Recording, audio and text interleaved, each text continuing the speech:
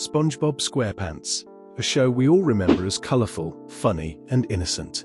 But what if I told you some episodes crossed a line? Scenes that felt too dark for a kid's cartoon. Tonight, we're diving into 3 of the darkest SpongeBob episodes ever aired. And trust me, they're darker than you remember. Graveyard Shift begins in a deceptively normal way. Mr. Krabs, driven purely by greed as always, discovers that by keeping the Krusty Krab open 24 hours a day, he can squeeze even more profit out of Bikini Bottom. To him, it's a simple business decision. But for SpongeBob and Squidward, it marks the beginning of a night that slowly transforms from boredom into psychological terror. SpongeBob is overly excited about the idea of working through the night. To him, it's an adventure. Squidward, however, immediately feels uneasy. The Krusty Krab has always been loud and lively during the day, but at night it feels completely different.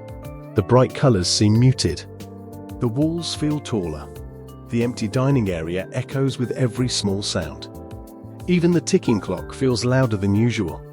As the night shift begins, the silence becomes almost uncomfortable. There are no customers, no background chatter, no outside noise. Just 2 employees trapped inside a dimly lit restaurant surrounded by darkness. To entertain himself, and mostly to mock SpongeBob, Squidward decides to tell a horror story. And this is where the tone of the episode completely shifts. He begins narrating the legend of the hash-slinging slasher, a former fry cook who supposedly cut off his hand in a tragic accident involving the fryer. According to Squidward's story, the slasher replaced his lost hand with a rusty spatula and now returns every Tuesday night to haunt the Krusty Krab. But what makes the story terrifying isn't just the character, it's the ritual. Squidward explains that there are 3 unmistakable signs of his arrival. First, the lights will flicker on and off. Then, the phone will ring. And when answered, there will be no one there. Finally, a bus will arrive outside, even though no customers should be coming at that hour. At first, SpongeBob is visibly shaken, but Squidward is amused. He's clearly making it up. Or at least, that's what he thinks. Moments later, the lights suddenly begin flickering. Both of them freeze. The silence stretches. Was it just faulty wiring? Then the phone rings. SpongeBob slowly answers it, only to hear nothing but static breathing on the other end. Now even Squidward starts sweating. The pacing here is what makes the episode brilliant. The show deliberately slows everything down. The camera lingers on dark hallways. Shadows stretch unnaturally long across the floor. The once colorful Krusty Krab now feels like an abandoned building. The music becomes minimal, sometimes disappearing completely, forcing the audience to sit in silence along with the characters. Then, through the window, they see headlights in the distance, a bus, arriving exactly as the story described. At this point, both SpongeBob and Squidward are completely terrified. Squidward tries to rationalize it, but his confidence is gone. When heavy footsteps echo outside and a tall, thin shadow approaches the door, the tension peaks. The door slowly creaks open, revealing a long, pale fish with a blank expression. His deep voice asks if this is where he can apply for the night shift position. The reveal is comedic, but the build-up was pure horror. The monster isn't supernatural at all. The flickering lights were just faulty wiring. The phone call was a crossed line. The bus simply dropped off a passenger. Everything had logical explanations, yet the episode proves how easily fear can be manufactured by atmosphere and suggestion alone. What makes Graveyard Shift so dark isn't gore or violence. It's psychological tension. It plays with anticipation. It transforms a familiar setting into something unfamiliar. It shows how the mind can take coincidence and turn it into terror. Even Squidward, the skeptic, becomes a victim of his own imagination. By the end, the Krusty Krab returns to normal. The lights are back on. The silence is broken. But the feeling lingers. Because for a few minutes, SpongeBob SquarePants stopped being a cheerful cartoon and became something much closer to a horror short film. SB 129 begins on what seems like an ordinary day at the Krusty Krab. But from the very first moments, the episode establishes Squidward's emotional state. exhausted, irritated, and desperate to escape SpongeBob and Patrick's relentless cheerfulness. While SpongeBob enthusiastically tries to show him a jellyfishing net and Patrick clumsily follows along, Squidward's patience completely collapses, and in a moment of frustration, he locks himself inside the Krusty Krab freezer just to enjoy a few seconds of silence. But that impulsive decision becomes the catalyst for everything that follows, because the freezer door jams shut, trapping him inside as time quietly passes, unnoticed and unforgiving, until he eventually breaks free, only to step outside and discover that Bikini Bottom has changed into a sleek metallic metropolis, revealing that he has been frozen for 2,000 years.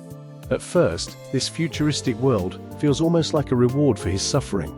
Flying cars zip through the air, buildings shine with chrome surfaces, and robotic versions of SpongeBob and Patrick greet him not with annoyance but admiration, praising his clarinet playing and treating him with a level of respect he always believed he deserved. Yet instead of satisfaction, Squidward feels deeply unsettled because the praise feels artificial, programmed, hollow, and the overly polite, robotic SpongeBob lacks the chaotic authenticity of the original, making Squidward realize that even perfection without personality feels empty. Overwhelmed by the artificial cheerfulness of this future society, he finds a time machine and impulsively jumps forward again. But this time, he overshoots civilization entirely and arrives in a dimension that strips everything away. No buildings, no sky, no ground, no sound.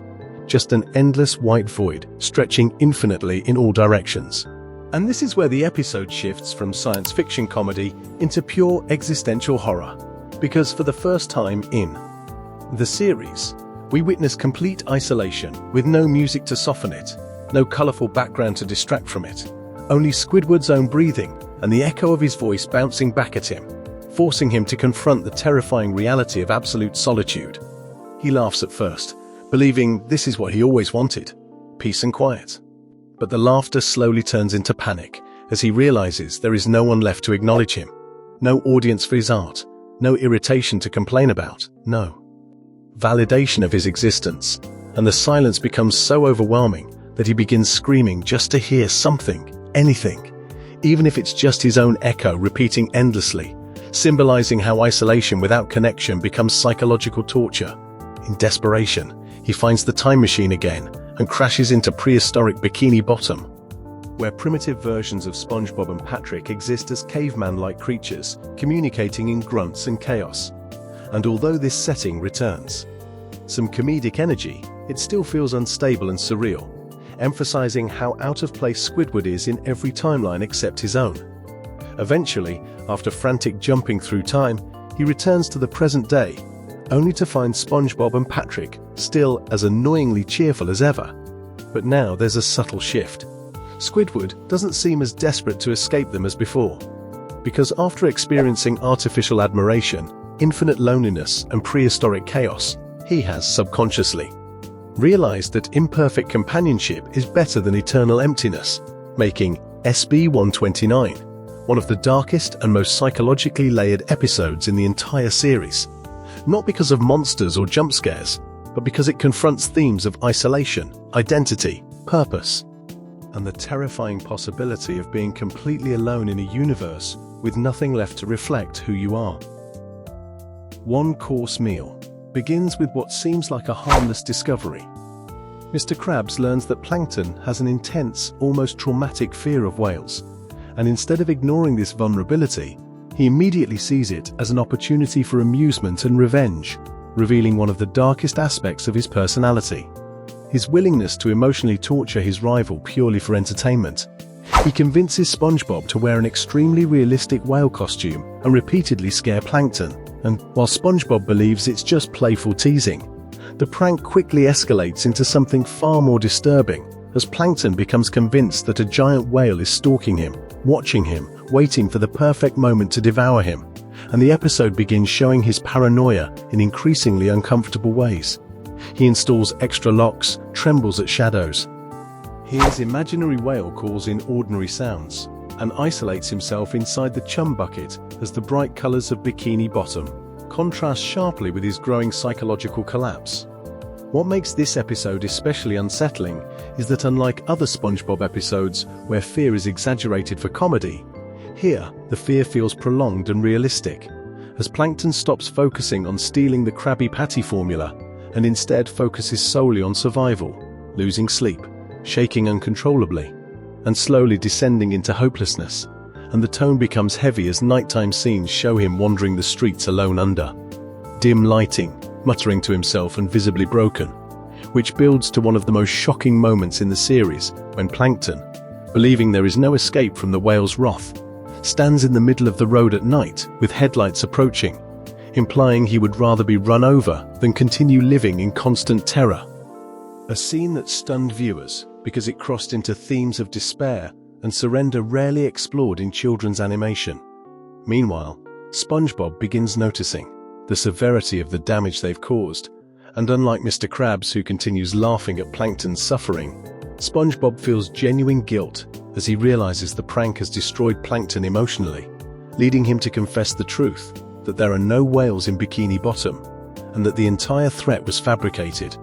And although Plankton survives and technically returns to normal, the episode leaves behind a lingering discomfort because it portrays sustained psychological bullying rather than quick slapstick humor, exposing how cruelty disguised as a joke can spiral into mental breakdown.